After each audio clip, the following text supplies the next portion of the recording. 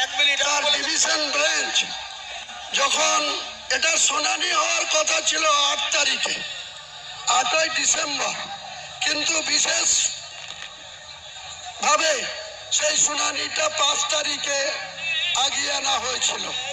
প্রধান বিচারপতিকে মেনশন করে ওনাদের পক্ষে যারা লয়ার ছিল তিনারা 8 তারিখের জায়গায় 5 তারিখে মেনশন করেছিল। আমাকে এত ব্যস্ততার মধ্যেও যখন এটা পিএলএ ফাইল হলো তখন আমি 3 তারিখে আমাকে জরুরি ভিত্তিতে জেলা ছেড়ে কলকাতায় যেতে হলো।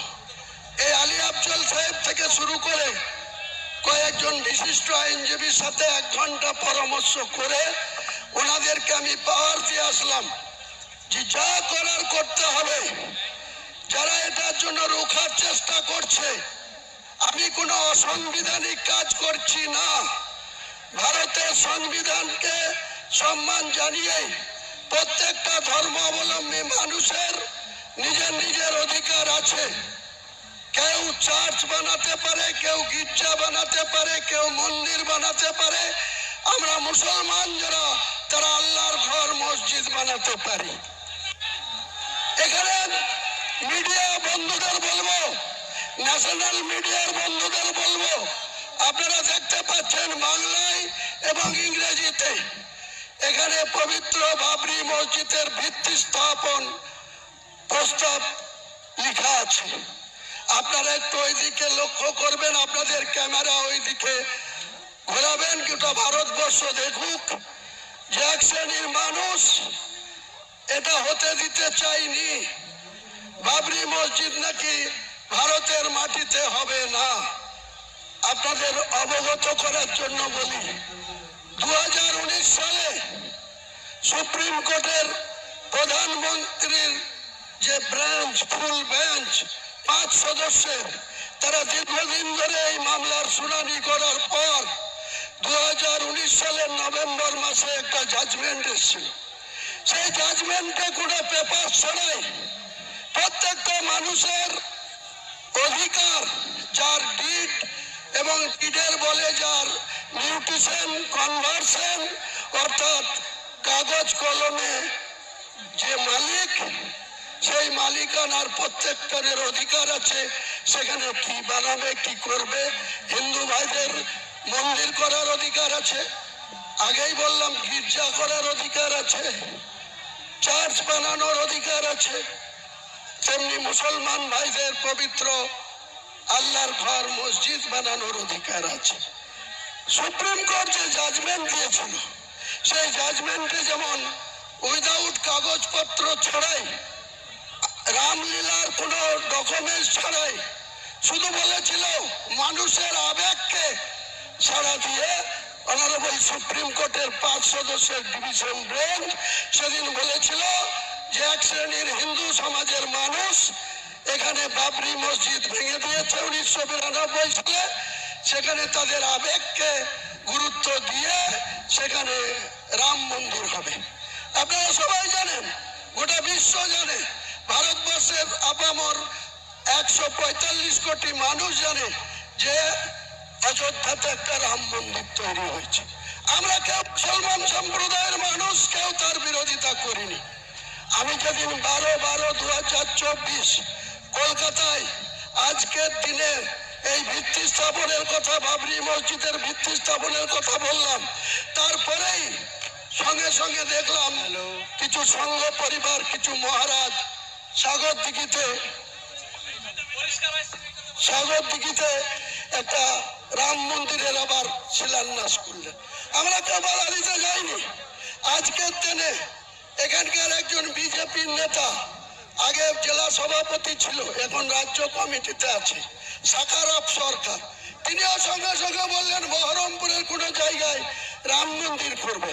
আমরা কিন্তু আপত্তি করিনি, বলেছি প্রত্যেকটা ধর্মাবলম্বী মানুষের নিজের নিজের ধর্ম করার অধিকার যেমন রয়েছে, তাদের মন্দির বানানো, মসজিদ বানানোর অধিকার ভারতবর্ষের সংবিধান স্বীকৃত। স্বাভাবিকভাবেই আমাদেরকে বিরুদ্ধে যেটা চক্রান্ত করে পিআইএলএ ফাইল করা হলো, তারা চেয়েছিল 8 তারিখে ডেট ছিল, তাহলে স্বাভাবিকভাবে আজকে 6 তারিখে আমরা শিলান্যাস করে দিতাম। তারা এটাকে রোখার জন্য স্পেশাল ভাবে মেনশন করলো 5 তারিখে মামলা শুনানি করতে হবে। মহান আল্লাহ যাকে সাপোর্ট দেয়, মহান আল্লাহ যাকে দোয়া করে, আল্লাহ যাকে ভালোবাসে, এই পৃথিবীর কোন মানুষ তার বিরোধিতা করলেও সাকসেস আসে না, সার্থকতা আসে না, সফলতা পায় না। তাই মহান আল্লাহ তাআলার খোদ ইচ্ছায় আমরা সেই হাইকোর্টে আইনের লড়াইয়ে এখানে আফজল সাহেব, আলী আফজল চাঁদ থেকে শুরু করে যে 12 জন লয়ার আমাদের হয়ে দাঁড়িয়েছিল, সেখানে হাইকোর্টের অনারেবল প্রধান বিচারপতি এবং তার পরিষ্কার করে বলে দিয়েছেন, পরিষ্কার করে তিনি বলে দিয়েছেন যে হুমায়ুন কবির কোন সংবিধান বিরোধী কথা বলেনি, সংবিধান বিরোধী কাজ করেনি। ভারতবর্ষের সংবিধানে তার অধিকার আছে মসজিদ বানানো, এবং প্রত্যেকটা ধর্মাবলম্বী মানুষের বাড়িতে যে সন্তান জন্মায়, কারো পুত্র সন্তান, কারো কন্যা সন্তান, তাদের নামকরণ তার বাড়ির গার্জেনরাই রাখে, হয় পিতা রাখে, নাই দাদু রাখে, নাই নানি রাখে, নাই নানা রাখে। বাবরি মসজিদ, অযোধ্যা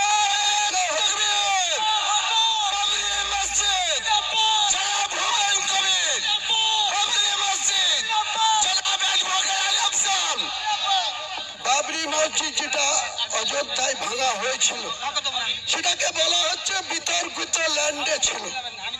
বাবর 1528 খ্রিস্টাব্দে তার প্রধান সেনাপতি মীর বাকি তাকে দিয়ে নাকি যেখানে রামের জন্ম হয়েছিল সেখানে নাকি এই মুঘল সম্রাট, আপনারা সবাই জানেন ইতিহাস যারা পড়েছেন, ইব্রাহিম লোদি বলে একজন সম্রাট ছিল। বাবর কিন্তু ভারতবাসী ছিল না, অন্য দেশ থেকে ইব্রাহিম লোদিকে আক্রমণ করেছিল। তারপরে জয়লাভ করার পর তিনি ভারত সম্রাট হয়েছিলেন।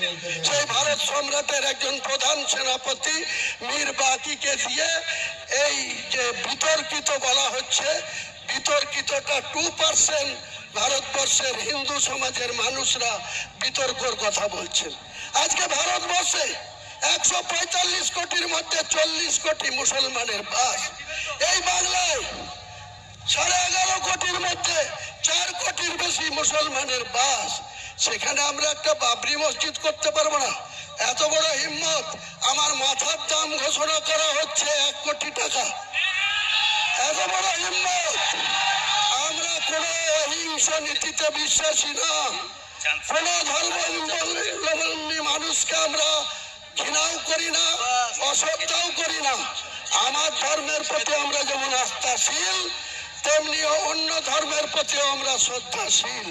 কিন্তু কেউ যদি মনে করে থাকে মুর্শিদাবাদের মাটিতে উত্তরপ্রদেশ থেকে এসে মধ্যপ্রদেশের প্রাক্তন মুখ্যমন্ত্রী বলেছে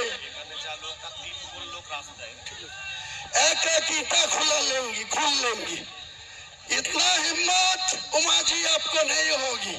बंगाल में जो 37% मुसलमान आबादी है, ये शहीद हो जाएगी, लेकिन ये बाबरी मस्जिद का एक भी ईटा नहीं खुलने देगी, एक भी ईटा नहीं खुल देगी। ये मेरा चैलेंज है, उमा जी आपको चैलेंज कर रहा है।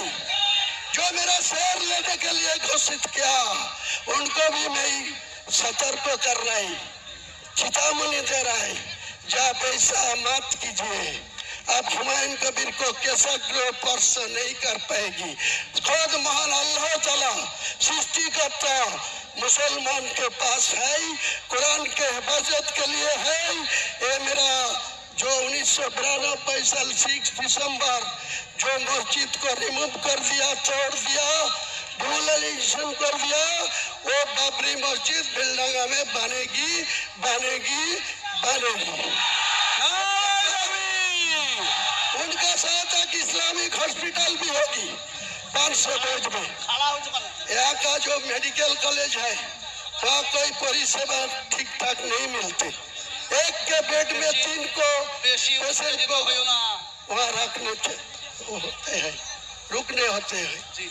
तो मैं यही बोलना चाहता हूँ, यहाँ शुद्ध मस्जिद नहीं बनेगी, हॉस्पिटल भी बनेगी, मेडिकल कॉलेज भी बनेगी, एक रेस्टोरेंट कम होटल भी बनेगी, एक पार्क भी बनेगा के लिए।